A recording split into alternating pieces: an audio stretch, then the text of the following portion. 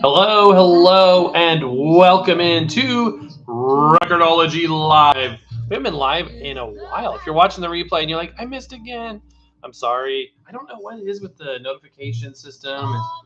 I've kind of given up on it, honestly, because it seems like it's so hit or miss. A lot of things with YouTube are hit or miss, unfortunately. We just do our best. I do my best, try to bring you something interesting to look at, listen to, and today is no different. We're just hanging out together, and thought we would just jump on here and do a little show and tell, hang out with you guys. It's Saturday. This is the best. I think Friday night is probably the best point of time in the week, but Saturday's a close second. And Sunday you're sort of counting down to Monday if you're like me, but which I don't know why, because I work from home. I'm very happy with my life. But hey, Robert, welcome in. Again, so if you're watching the replay, welcome in as well. These shows are designed to function as a replay show, standalone, as well as a live interaction. So yeah, got a few things to talk about. Mostly I just want to chat with you guys, answer any questions you have, chat about whatever it is you want to chat about. Hey, Brett, welcome in, and thank you for being a member. Really appreciate that. That reminds me, I need to go through. I need to shut the music off for one thing. I need to go through and take a new.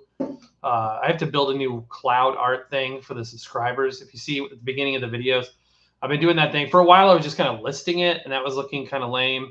I sort of abandoned the vintage, to a certain degree, the vintage aesthetic I was going for with some of my transitions and bumpers and things. For now, I'm very impulsive when it comes to this stuff, so I may go back to it again at some point in time. But right now, I've decided to make it a little bit tighter, a little more clean.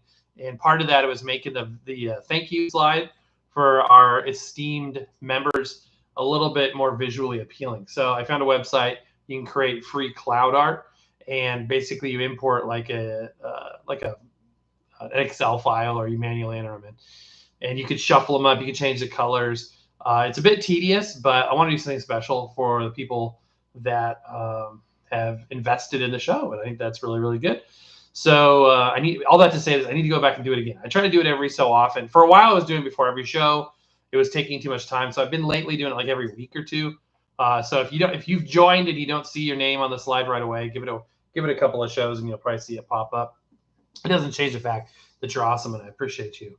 Chris Lopez, Jaden Good, Mark Covington, welcome in, and everybody else, feel free to give yourself a shout out. Say hi in the chat. Scott, welcome in.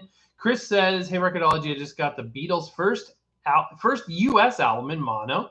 It's an original pressing from January 20th, 64. Sounds like a near mint record worth about 50 to 100. Wow. Oh, that's so cool. That's really, really cool. Speaking of Beatles records, another tab I have open on my computer right now is this really cool. In fact, I'll go ahead and link to it. Let's see. Dun, dun, dun, dun. Can I do that? I'll just tell you about it. It's a Beatles Decatape Collector's version limited clear record. That didn't make any sense. It's a clear vinyl record pressing of the Beatles Decatape audition reel that they did. And that looks pretty cool. It's really, really cool. I made myself a little 3-inch tape reel of the Beatles Decca recordings just for the fun of it. It is going well, Jaden, my friend. So glad you are here. I'm very grateful to be on the mend. Apparently Techmoan's had it worse than all of us. Good grief. Gotta pray for that guy. He's been through a lot. He's just, man. And then, oh man, that was rough. So I'm really praying that he gets feeling better. But I've, been going through my own little battle here, but I'm okay. It's much, much better. Thank you for asking. Happy Easter to you as well. Thank you, Mark. Appreciate it. We are doing very, very well. Scott just got home from work, so he came on, so I'm here. Great timing. I don't think we've timed this out this well in a while, Scott, so I'm glad that you're here. Happy Easter Day. Is it Easter already? Today's not Easter. Isn't it tomorrow? Or close to it anyway. Depends on where you're at. In Australia, it's probably Easter. Anyway, happy Easter. I should have named it something like Easter get-together or something. But yes, thank you. Happy Easter in general. Absolutely. Marcus, welcome in. Got Dean Martin's Christmas LP for 25 cents in stereo. That is a good deal. A 25-cent record. And I was kind of in a little bit of a Christmas mood yesterday. I was watching, first of all, I did buy a CD yesterday or the day before. It's one I've been like wanting recently, and my wife and I will do this thing where we like make small bets with each other about stuff. So I won a small bet. So my reward was picking up some title that I've been looking for a while, and I picked the soundtrack on CD because it's cheaper, way cheaper, of Home Alone, the John Williams score. That music is so good, so good. So I'm looking forward to getting that. But yeah, I was in a little bit of a Christmas mood myself. I was watching last night Home Alone. I watched half of it before I conked out. That's so cool. Yeah, I don't know. Maybe a few of us are having a little Christmas mood lately. I listen to Christmas at any point in the year, and it's funny because my mom, if she were to hear or see me doing it, and my wife all the time will say, "What are you doing? What are you doing?" It's like May, April. What is it? April. So anyway, I'm a true Christmas fan. It's not. I'm not restricted to the holiday season. Brett Allen says, "Do you prefer stereo or mono?" That's a good question. I love both, but I am not a. I will not get the mono copy. I will only get the stereo copy, or the other way around. If it's a good album, I'm glad to have it. If I have both versions, it's a bit excessive, but there are a few records I have both versions. Usually because I've ended up with them by accident, or people have gifted me a record and I had it, but I didn't have that version. When it comes to Beatles stuff, which is usually when people start talking stereo mono, it's usually about Beatles. I prefer Beatles in stereo. Now I don't like split track stereo where you got the musician, the instruments on one side and the vocals on the other. That's hard to listen to. A lot of early um, Mamas and Papas are recorded that way as well. And I think that was really more designed for mixing purposes more so than listening purposes. But even so, a lot of even CDs of that music are released with split track stereo. I don't really like that. But I also know that there's diehard mono um, people when it comes to Beatles, and they really don't think anything else compares. And I'm not one of those people. I love their stereo. Their stereo recordings are great. They're as good as any well balanced stereo mix. I think it's more dynamic to listen to. So if I'm listening to my favorite music, I would always prefer stereo. However, when I am, this is kind of a piggyback on today's video, the FIO, what is it? Something 13, something 12, JM12, I want to say. The little FIO Android high-res player we reviewed this morning, which I know you haven't watched yet. Not many people have. So after this is over, go watch our latest video. Then tell 10 friends and have them watch. Have those people tell 10 more friends. Let's get the word out about that video. It turned out really good. It was a really good video. I think you'll enjoy it. Anyway, what was I saying? Oh, yeah. When it comes to like certain things, I prefer mono. And the case would be like I do ambient as a kind of as a hobby for myself, not to give or release to anybody else. For my own purposes, I record ambient audio all the time. I record rides because, you know, we were able to go to Walt Disney World, and I like to go on the rides and record the audio, the cue music, just kind of ambient sounds, anything from fireworks to boat rides to, you know, restaurants, like the din of a busy restaurant, to nature, you know, beachside. I've done a lot of beachside recordings, ocean waves and stuff like that. And I've used the handy H2N. It's one of the reasons why I got that mic. Is really good for really nice stereo. It's got some really nice stereo options on board. But oftentimes it's not. I'll record on my iPhone, which only records, we've used the Vocal Mic app. It only records mono. But for the most part, that's actually really good because, again, and I've said it a lot lately, especially if you watch today's show, I listen to ambient sounds and movie audio and things at night. And I prefer mono because usually I'm laying on the pillow with some sleep headphones on, and I'm not about a stereo separation in that moment. Sometimes I'm only listening to one side. I just want some sound. And at that moment, I'm just trying to relax. I don't want stereo. I just want sound. It's kind of like if you had a noise machine. We've reviewed those before too. Like a noise machine with, like, you know, crackling fireplace, or, you know, crickets or whatever, a spring stream in the mountains or something. That's like just kind of off in the corner. It's not, you don't want stereo separation necessarily in that case. So for ambient stuff, I use mono quite a bit. Chris says they actually just found more Decca recording. Oh, really? Oh, I didn't know that. So that wasn't the full. That's probably why it fit on a 3-inch reel of tape. I think I recorded a 3-inch reel of tape, 3 3/4 inches per second. What does that equate to? Like 20 minutes? So they found more. I'll have to check that out. I wonder if that's what's on that clear vinyl pressing. Huh. Andy says, I would like to see more of the Tantalin CD player. It looks like a record player. So those are interesting. They're popping up all over the place. There's a lot of different brands, a lot of different models. If you're interested in that, search our channel for CD player. You'll probably see, like, I think I've done 3 or 4 of those by now. They're weird. They're kind of odd. They're kind of cool. It's interesting. Like, that was out of left field. I didn't see that one coming. Like, let's make a miniature CD player look like a miniature record player. I mean, I'm all for it. It's cool and all, but I didn't see that one coming. But yeah, it's definitely interesting. And the tone arm is the switch. Scott says, have the 40s music channel on net radio. Are you talking about like Sirius XM? Funny story, Scott. So I've been listening to big band music for many years and 40s stuff. I was on a business trip. Yeah, I was on a business trip and I rented a car. And the company that was one of those trips where they give you like way too much of a car, way too much of a hotel for one person. I felt guilty. I was like, my wife should be here enjoying this with me because it's like this leather seats and this like Lincoln Town car or something. It was way overkill. I was like, what is this?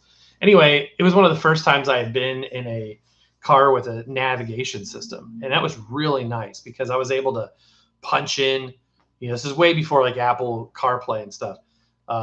It was like punch in the address and go, and turn by turn. I felt so comfort. It was like LA. It was like where was that? It was Southern LA. So it wasn't a place that's fun to drive per se. Sorry to all the LA people. You're not known for your awesome driving experience. Although Miami roads, I'm here to say I think Miami roads are worse than Chicago, which is saying something, and LA. That's my opinion. Recently got thoroughly lost in Miami. That's a story for another day. Anyway, this turn by turn was just so cool, and it had a Sirius XM, the first time I'd ever been exposed to that.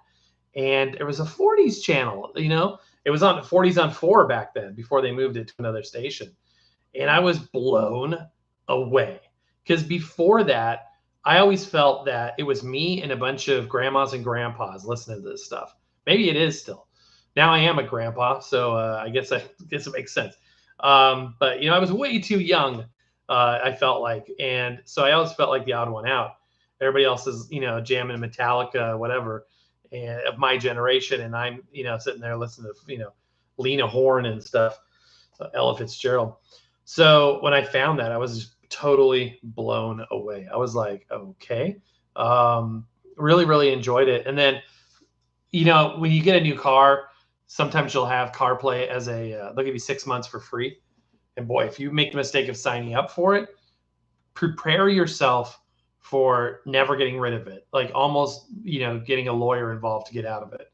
It's getting out of that is very, very, it's like getting out of a timeshare. That's a story for another day too. I've never quite gotten into one, but close. So I've listened to it on and on. And then they changed it to another station. Now with internet radio, and maybe this is what you were talking about the whole time, there's so many stations out there. There's so many. The 1920s radio network is one of my favorites. There's hundreds and thousands of channels and stations that play all that. And there's no loss for content. And now you've got these internet radio stations that are artist dedicated. The Patsy Cline radio station I listen to a lot. The Bing Crosby station, the Glenn Miller station, 24 hours by whatever artist.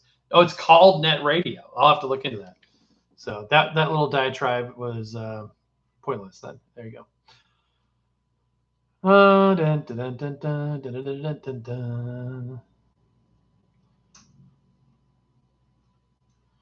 Marcus, have you ever gone record shopping in Branson? Did you notice my little nod to my little Silver Dollar City mug here? My dad and I love picking up nice coffee mugs from interesting places, and this is one of my favorites. When you buy something from Silver Dollar City, which is a theme park for those of you that don't know, and it's incredible. It's Disneyland quality and size, but it's all themed differently. You would typically get if you would buy something at a gift shop, they would wrap it in a gift bag that looked like old 1800s newsprint. So this is a throwback to that that style. Really, really cool stuff. Have I ever bought records there? You know, I think our last trip through there, which would have been, gosh, we were thinking about moving there actually. When we were contemplating moving before we came to Florida from Denver, we actually were looking around the Branson, Springfield area. I did, yeah. Wait, was that Tennessee? Yeah, that was Tennessee. I was thinking of something else. But we did go to a first time I'd ever been to a Books A Million, and I was looking for records, but realized that Books A Million, even though it's a parent or a sister company of Second and Charles, which does have records, they're only books. They don't have records. So I was excited to go there to find records and found out they only had books. So no, I don't think I ever have gone record shopping. However, my very first Crosley device ever, and I still have it. I did videos on it a long time ago, was a little replica wooden, of course, 1940s cathedral radio, very 40s theme, not like a rounded cathedral radio, but like a kind of an Art Deco squared off one. And I got that at the Cracker Barrel Restaurant Country Store in Branson, Missouri in the mid 90s on one of my first trips, maybe my first trip to Branson with my parents. Mark says, can a computer be used as a receiver for listening to vinyl, CDs, cassettes, etc.? Mark, you have the most interesting questions. I can never find out. I can never tell with you, Mark, if you're like giggling because you're trying to, egg me into an interesting topic that either I know a lot about or something I know completely. I'm not sure of the cadence of your question, or not, that's not the right word. I'm not sure of the way you're posing this question. So I'm just going to answer it flat, like it's coming across. I don't know. I assume there's some weird computer somewhere that's got, well, yeah, you can hook up speakers, but they're powered speakers. So a computer wouldn't have a built-in amplifier like a receiver.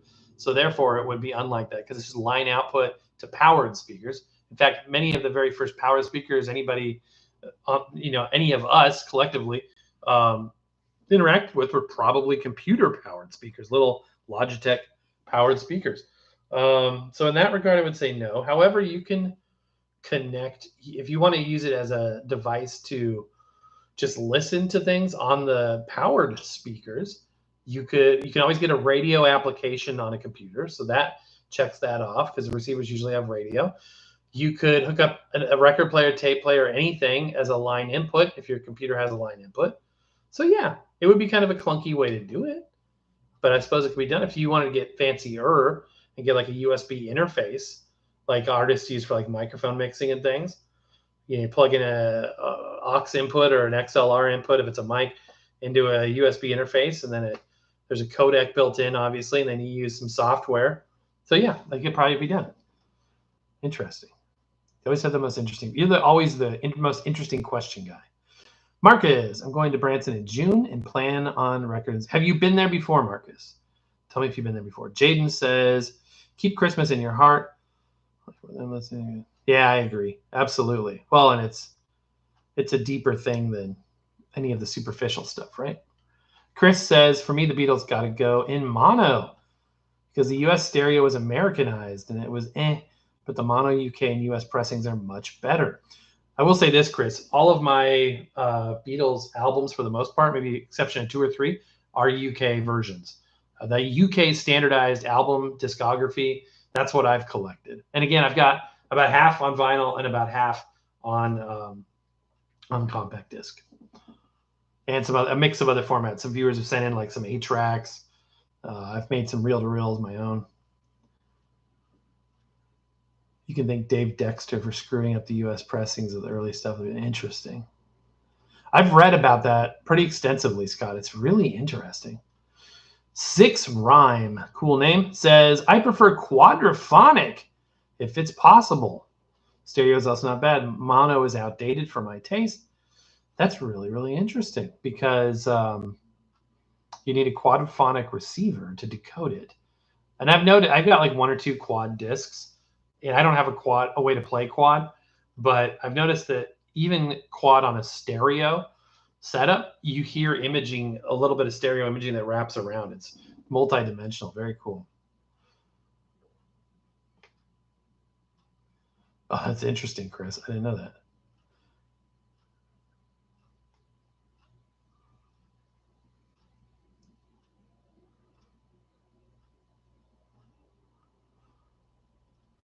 I've been collecting vinyl, listening like crazy the last few years. Producer's vinyl has become even more important to me the older I get. That's cool, S23.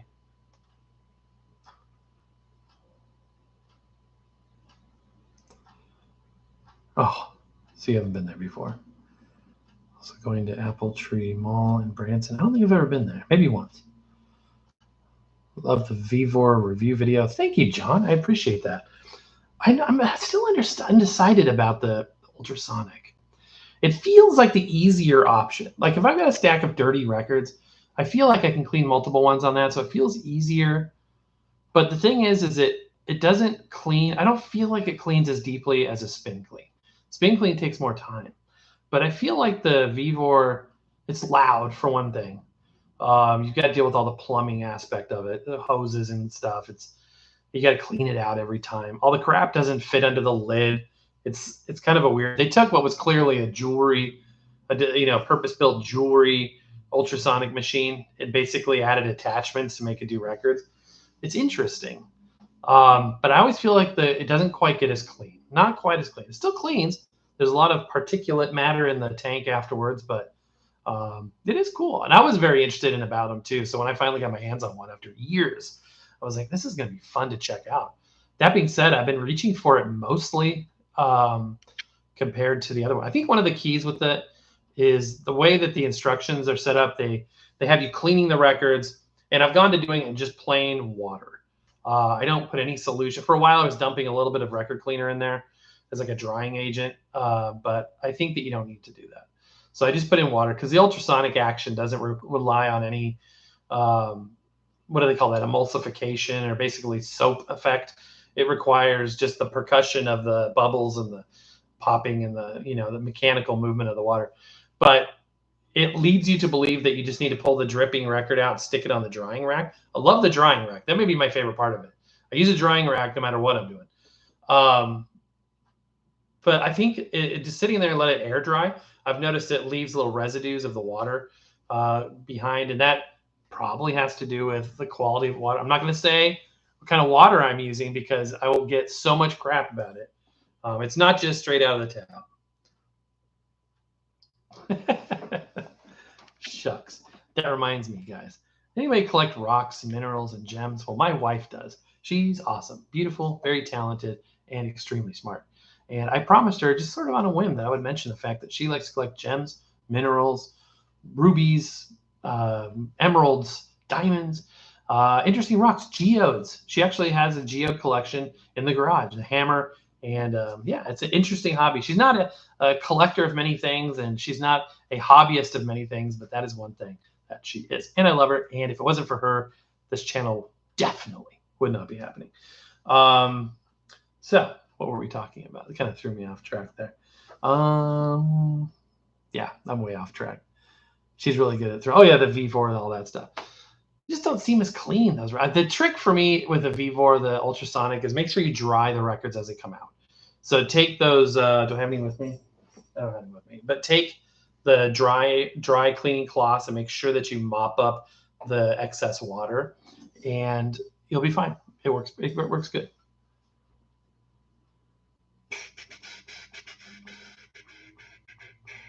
Oh, Robert, thank you very much. Yeah, that's my 1957 self-titled, and then over here, right on the edge of the frame there, I've got the her first record, Choral release, 1955 issue, and I could never get this thing to hook on as good as it was originally. And then if you're a Patsy Cline fan, I'm sure you've heard me talk about the brand new release for Record Store Day. I got the last freaking copy. They only made 3,000 of these. It released yesterday on CD, which kind of sucks because I was supposed to get a promo copy so I could share it with you guys, and it has never shown up. Twice now it has never shown up. But if you're a Patsy Cline fan, you haven't got this, you need to. This is almost exclusively unrecorded material. There's a book that comes with it. It's incredible. I was listening to it a little bit before the show today. It's stuff you haven't heard. I guarantee it. I mean, very, very rare stuff. I thought I had heard just about everything, and almost all of this I had never heard before. They basically had collectors send their transcription records, and it's all live stuff. Yeah, so really, really cool. This thing is it's a gatefold, and it's a thick one, so it's hard to fit it into a regular sleeve. I just have standard size sleeves. Okay, so to my friend that's going to Branson for the first time. I'm a seasoned veteran of Branson, Missouri. My first trip was in '94, and I've probably made 25 trips since. Maybe not 25. I made a lot of trips. So the Titanic Museum is incredible. It's put on by the same people that do the one in Pigeon Forge, which I've driven by but never been in. Branson has a lot of this. It's almost like a mirror image of Pigeon Forge, Gatlinburg, but I think it's way better. I way prefer Branson over it. So you've got theaters, like 50 different theaters, and it's not just country. You've got Broadway shows. You've got everything you can imagine. There's traveling shows. There's every type of music. And when you drive down what they call the Strip there, it's like Las Vegas, but family friendly. It's incredible. You'll see stuff that's just like, I can't believe I'm seeing that. The world's largest this, the world's biggest that. They have the Ferris wheel there, is the old Ferris wheel from the Navy Pier in Chicago. So it's a really cool Ferris wheel that you can ride on. Also go over to downtown. They've got like a shopping district and an old general store over in the downtown area, which is several miles outside of the tourist area. But all the fun stuff's in the touristy area. It's changed so much. There used to be a theme park downtown or in the middle of the tourist area called Celebration City. That was one of my absolute favorites. It's long gone. I think there's some remnants of it. It's been, closed down for years. Silver Dollar City is the big thing. You have to do Silver Dollar City. If you haven't seen Branson if you don't go to Silver Dollar. It doesn't count. So go to Silver Dollar City and be prepared to be amazed. It's like the secret that I don't want too many people. In fact, my family, we have a joke. Don't tell too many people about Branson, but we don't want it to get too crowded there. That being said, it's pretty busy. They get the same amount of tourism in that little town that the entire state of Colorado does. But yeah, Silver Dollar City is amazing. Check out Marvel Cave, a cave big enough that they have hot air balloon races inside of it. You can walk through this cave. It's incredible. Roller coasters, dark rides. You just can't. It's magical. It's got an actual.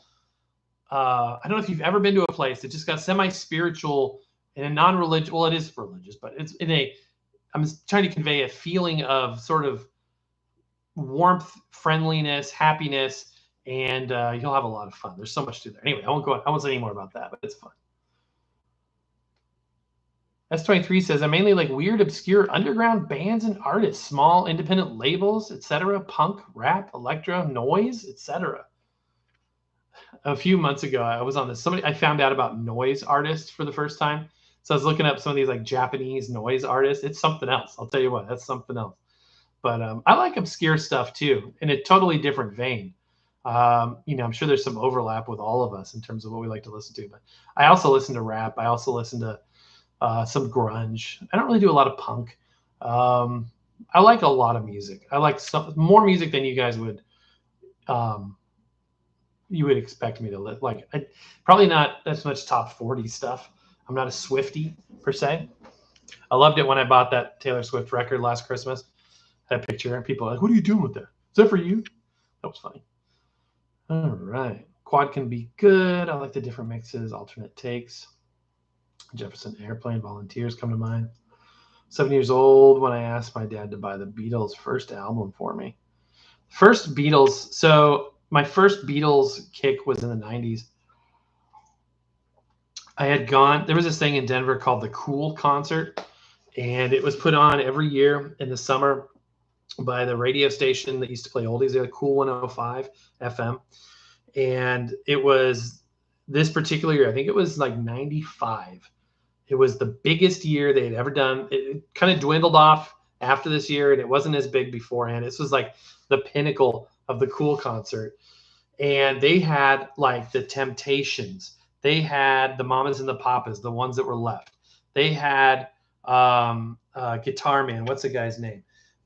Secret Agent Man, all that stuff. They had Chuck Berry was there, right? I mean, like all of these artists. It was the most incredible thing. It was at Mile High Stadium.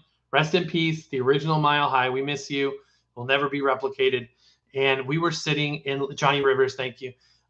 We were sitting in like row 12 or something like that, right on the field. It was in the middle of July, and I'm just in awe. Now, I already knew. My dad made sure that I knew about, these artists. So I wasn't going in as a kid, never having heard this, teenager, whatever I was at that point. So I knew this to a degree, but hearing these bands from this era in real life amplified my excitement for this music tenfold. So I came out of there like a, tried and true fan of these artists, and I started picking up material. Well, if you're listening to Mamas and Papas, you're listening to Chuck Berry, you're listening to the Temptations, you're listening to this stuff, Johnny Rivers, you're going to pick up on the Beatles eventually. And sure enough, I went down that road. So I had a handful of CDs. I remember I had the Anthology Volume 2. I had no idea what it was at that point. Didn't know the history. I had the CDs. I played them to death. That lasted about a year or two, and then I kind of moved on to other stuff. But that was my first sort of Beatles era. It was my first Beatles era. I swear I'm not a Swiftie. Meet the Beatles. Somebody gave me that recently.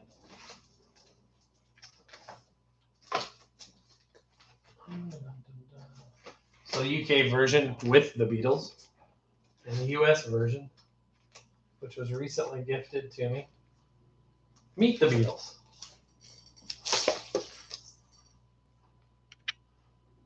Yeah. So, love these things. They're very, very cool. Great music.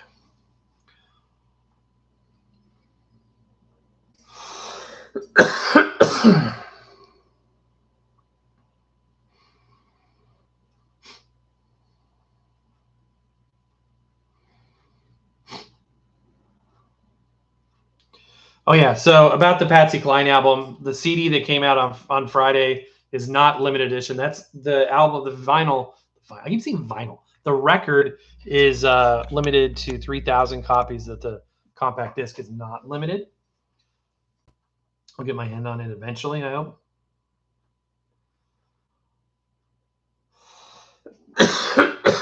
Those are two good albums to have, Scott. For like the casual person, that's probably the best two you can get. Cyber Bob, welcome in. Dick's 5 and 10. That's a cool store. It's like an old-fashioned Woolworths kind of. Really, really neat little store. Also, when you're in downtown Branson, look out for the mannequins they have placed on top of some of the buildings. It's kind of weird. Like these Old West mannequins, like, shootout and stuff. It's interesting. Where the Beatles originally recorded in mono. So I'm not an expert on any of this stuff, but from what I remember, somebody else can jump in here, Sean. I think they mostly, it was a mix. Like certain takes were, I don't even guess. Somebody else jump in here, and where the Beatles recorded in mono or stereo originally.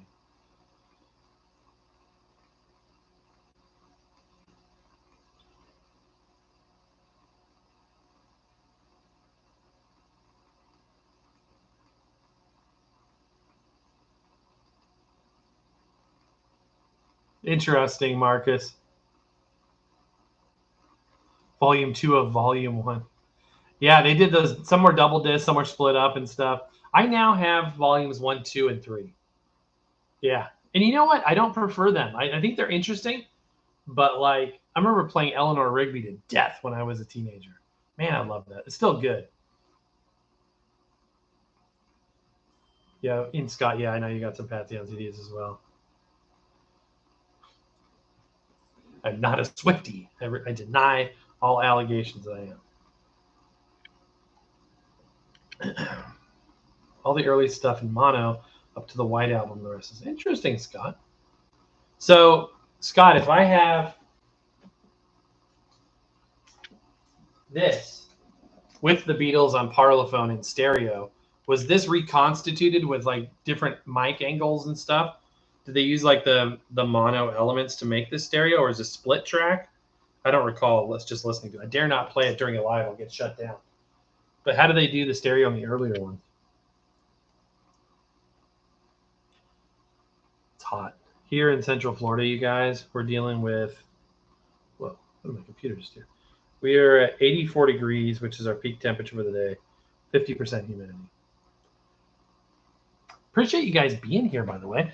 So while Scott is tapping away feverishly, I wanted to share with you a couple of records that I got. My beautiful, lovely, and very talented wife picked these up for me. So if you remember recently, I had two 16-inch AFRS transcription records that I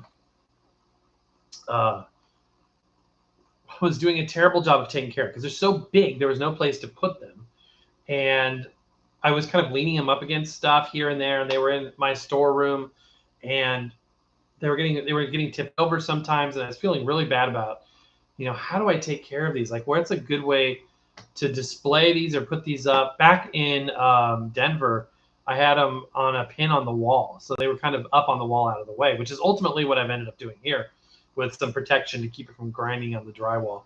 Not the best, most elegant way to do it by any means, but I ended up busting off the edge of one of them, which is heartbreaking. Almost as painful as when I've broken, and I've done it multiple times, some of my Glenn Miller 78s, my prized Glenn Miller Bluebirds and things. I've busted two or three of those. Don't ever put a 78 in a spin clean. It's too tight. It won't work. It's too brittle for that. Just hand clean your 78s, kids. Don't put it in a spin clean. Learn from my mistakes.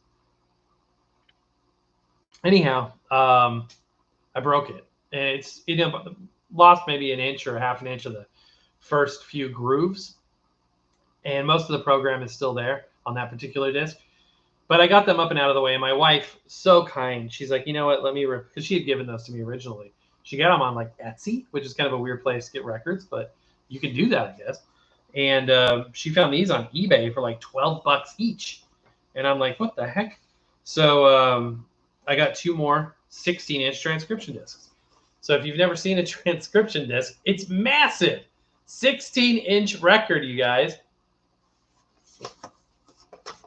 Armed Forces Radio Services. This is the At Ease program. I think part 1 and part 2. Each side's about 15 minutes. They are 33 1/3 RPM. And they are vinyl. They're actually quite thin vinyl. And, these are World War II era. It says on the bottom of the label there, look at this. Property of the United States government. They were never meant to be owned privately. For a period of time, like the V-discs, which I have one V-disc, it was illegal to own these. And it's since been, they changed the law or something so that you can do it. George Martin mixed the mono ones to stereo on the earlier ones, which John was a bit peeved about. John hated stereo. Interesting.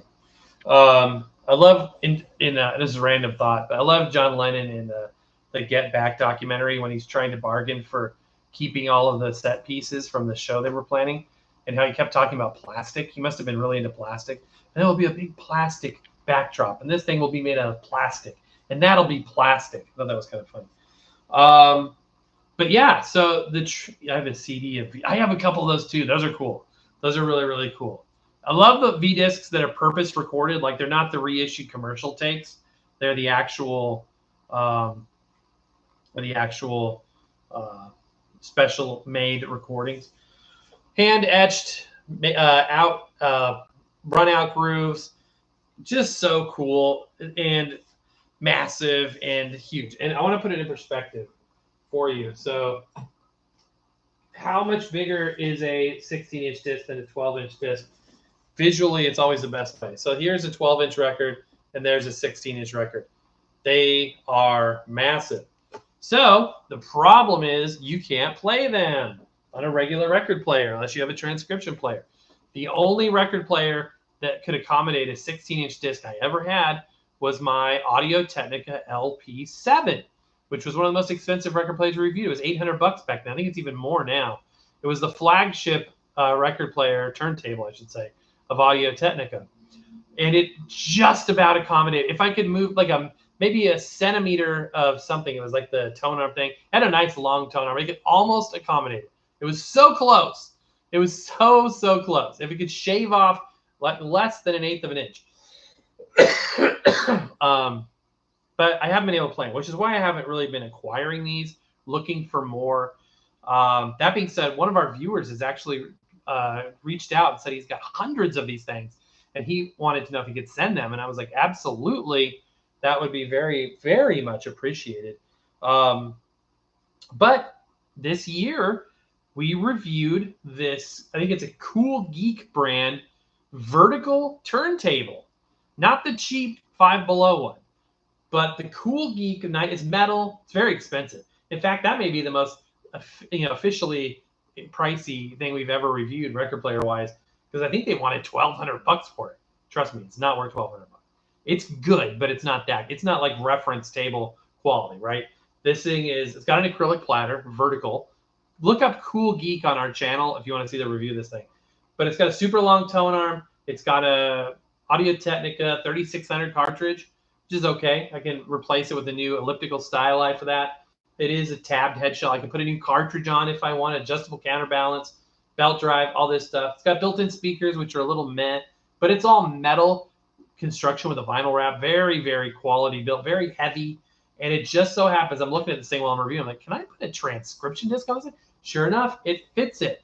It fits it perfectly. The only caveat is that the rest for the tone arm, the little thing with the clip in it, impedes the tone arm itself from dropping at the beginning of the groove.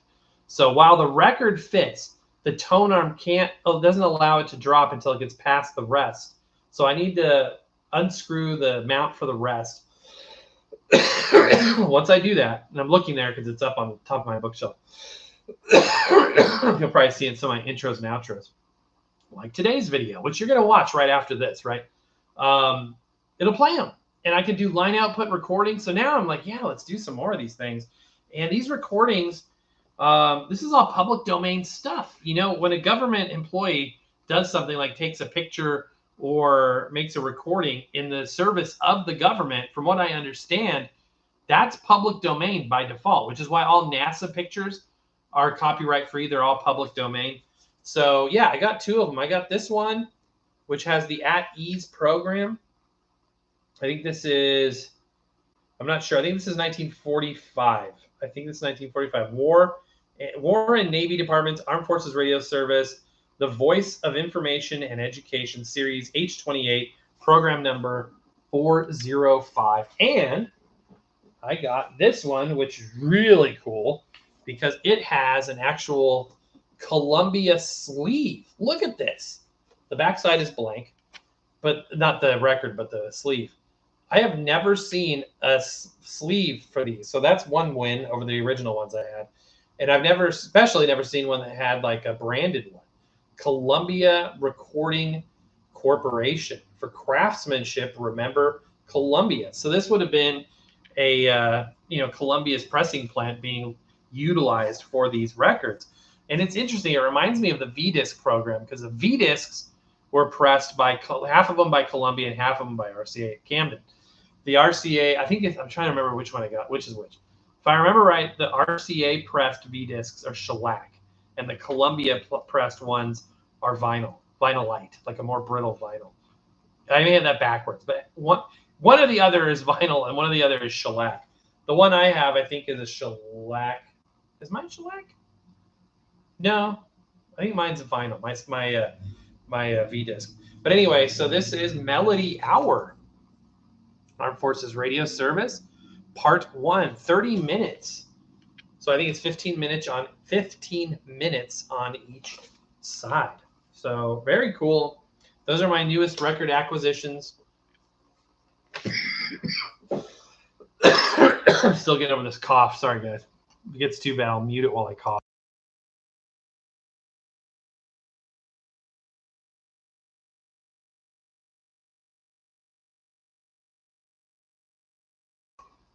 I've had the worst cough. Acid reflux mixed with an actual sick cough. It's been really difficult. Oh, I got a cough. Sorry, guys.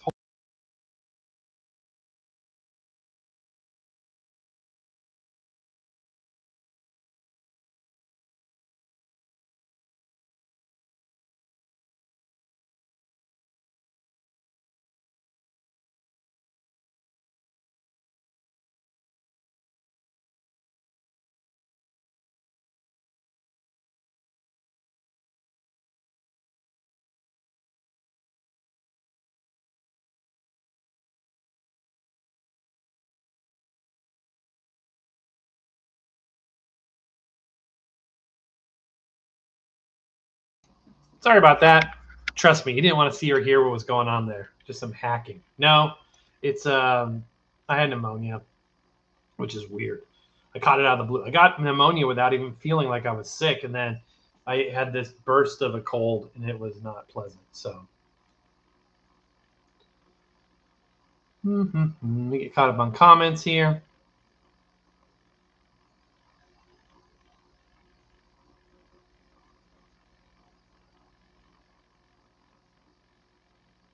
Scott, if you haven't got it, if you haven't ordered the CD yet, the Patsy Cline CD, you'll definitely want to get it.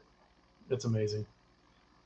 They have one of the Fernwood songs on there. If you don't know about the Fernwood tapes, look that up. That's an interesting journey.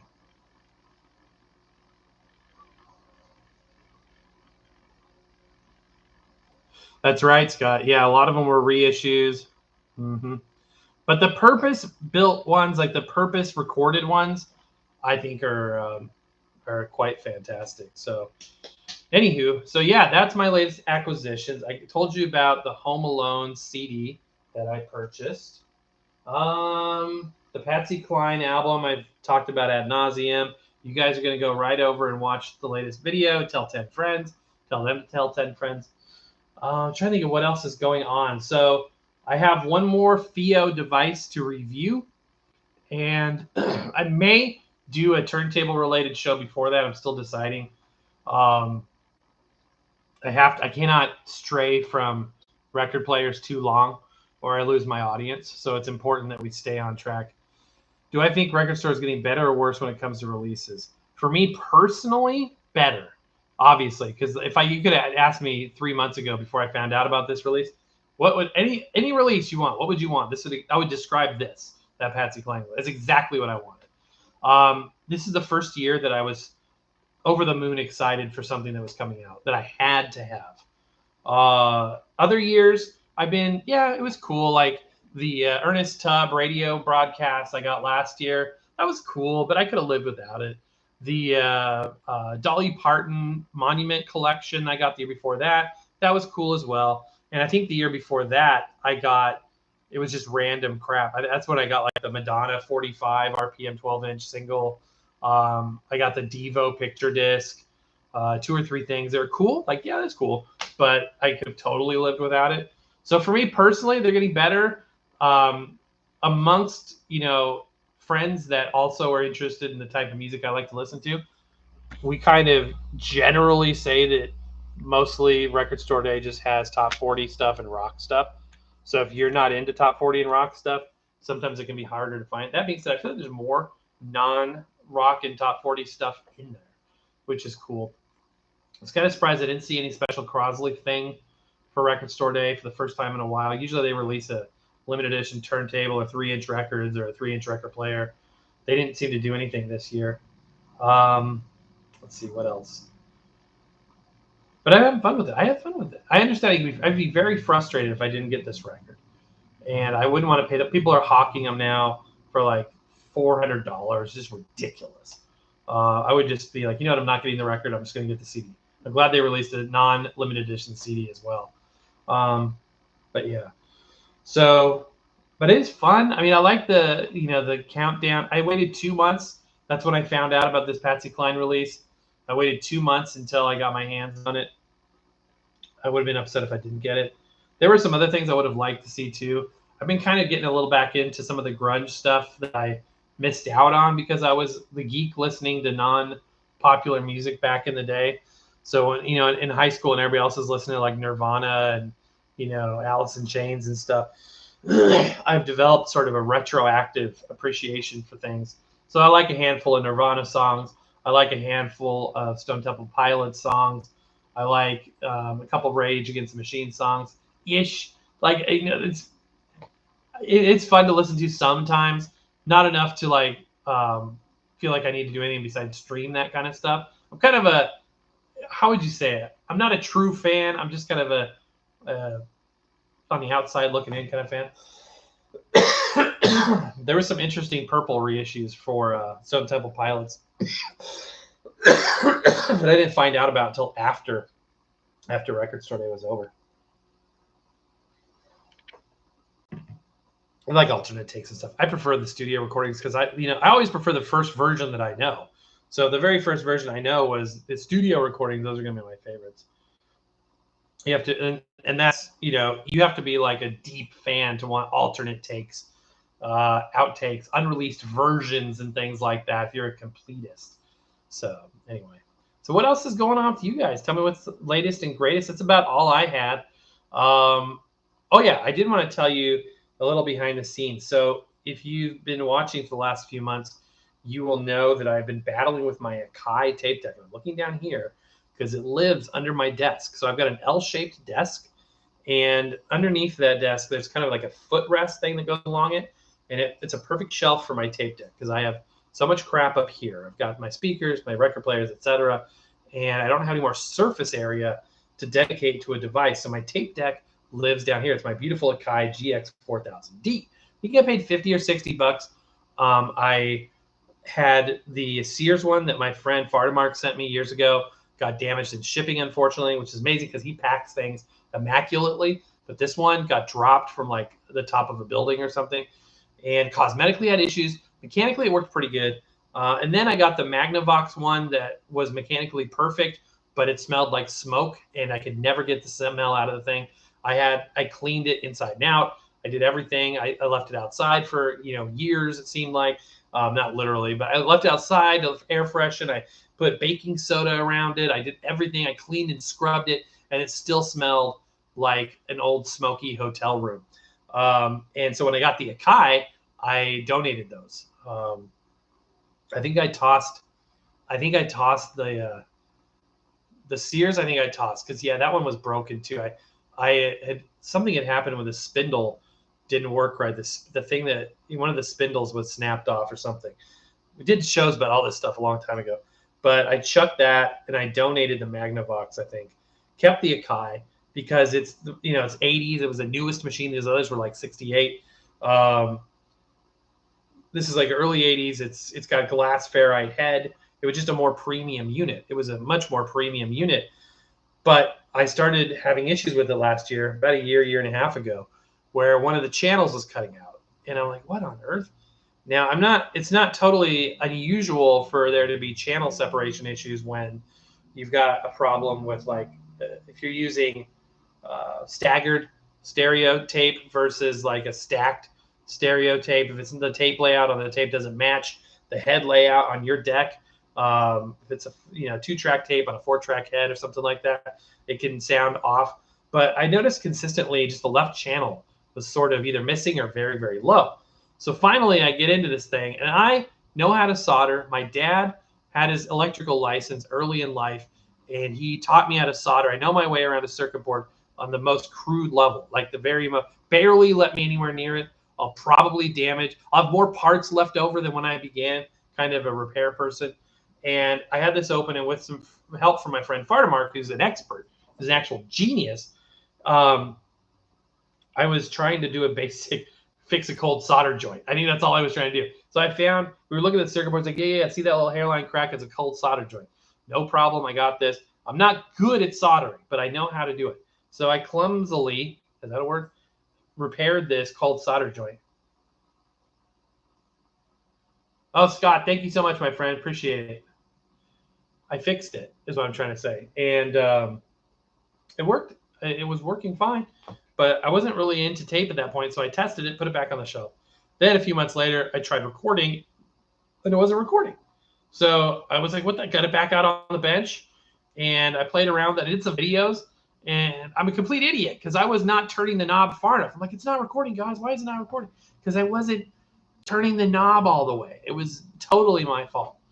So I get it back in here again, move on to something else, and a couple months, weeks or months go by, and I hook it up again. I'm like, oh, listen to a tape again. Sure enough, the darn left channel's dropping out again.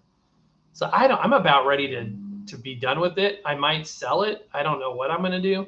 I might donate it. I don't know. I don't think I'll trash it because that feels wrong. But I might donate it, give it to somebody. I don't know what I'm going to do. It's probably a small and easy fix, but it's just beyond my level of, what to do. I've called around. Don't have a lot of local electronic repair places near me, unfortunately. I found that out when I was trying to get this 49 and the 46 restored. Nobody really wanted to work on that stuff. I'm just looking for another cheapo one, like an older cheapo, like it's something I can find on like Craigslist for 20 or 50 bucks or less.